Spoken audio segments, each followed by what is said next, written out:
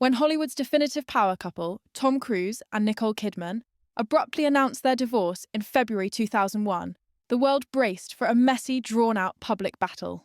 Instead, from Cruise, there was almost total unnerving silence. That quiet, however, spoke volumes, creating a void that theorists and the public have been trying to fill for over 2 decades. This is the story of how Tom Cruise's silence became the most telling reaction of all, and what was really going on behind the scenes of a fairy tale's collapse. For over a decade, Tom and Nicole were more than movie stars.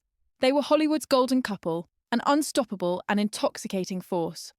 But the end of their marriage wasn't a dramatic public showdown. While Nicole Kidman was left to navigate the intense glare of the media, seemingly alone and shocked, Tom Cruise chose a different path, a quiet, strategic withdrawal from the narrative.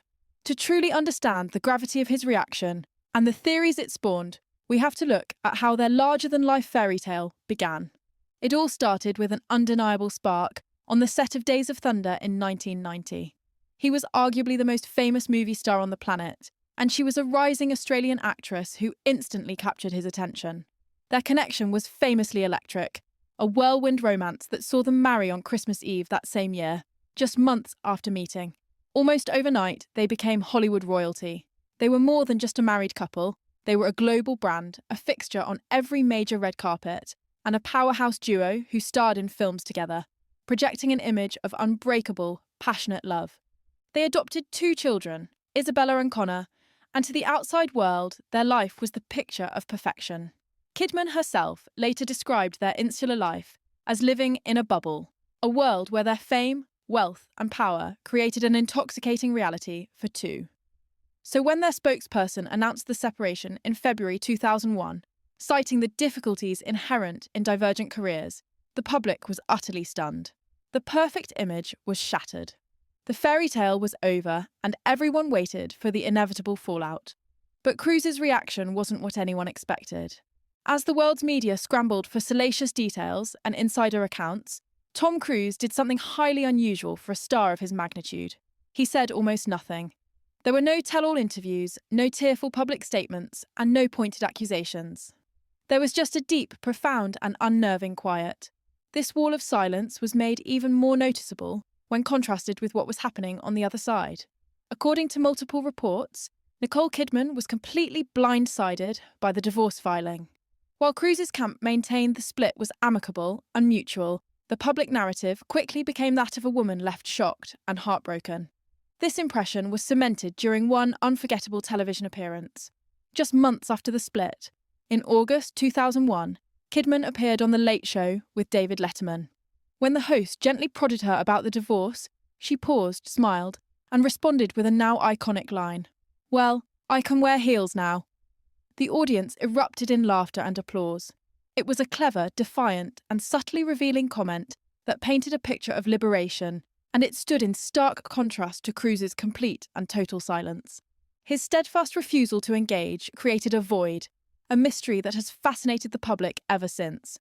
Was this a dignified attempt to keep a deeply personal matter private? Or was it something colder and more calculated? Was he grieving in silence? Or was he meticulously controlling the story?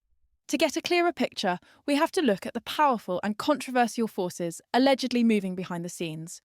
To understand Cruise's reaction, one has to focus on what he did, not what he said. His public statements on the matter were exceedingly rare and always carefully managed. In a 2002 interview with Vanity Fair, he offered a short, definitive, and conversation-ending explanation. "She knows why, and I know why," he stated. "She's the mother of my children, and I wish her well. You just sometimes have to face the brutal reality." That was it. It was a line designed to shut the door, not open it. This didn't sound like a man processing public heartbreak, but rather a man asserting absolute control over the narrative. More recently, in a 2025 interview, he briefly complimented her acting talent in a movie they made together, a safe and impersonal comment that masterfully avoided any personal detail.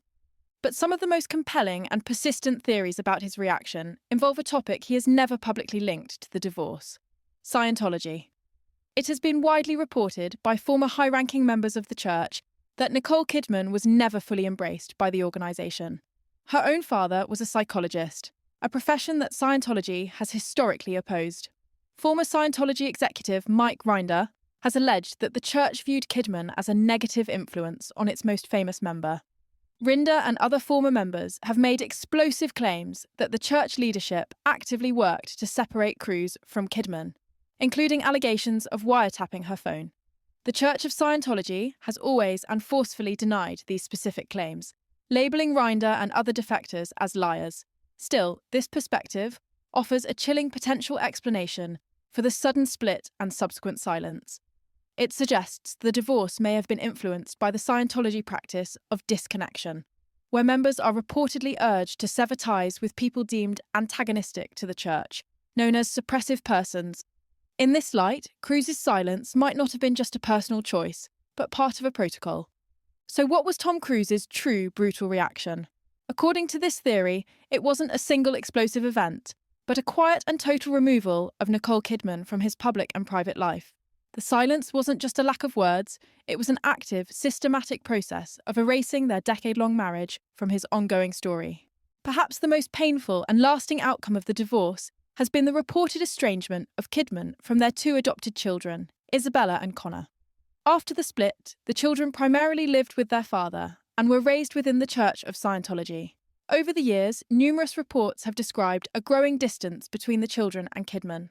In a candid 2007 interview, Kidman shared the painful detail that her older children didn't call her mum. "They call me Nicole, which I hate, and tell them off for it," she said. While she has consistently stated her unconditional love for her children and publicly respects their choice to be Scientologists, the perceived distance remains a stark and painful consequence of the divorce.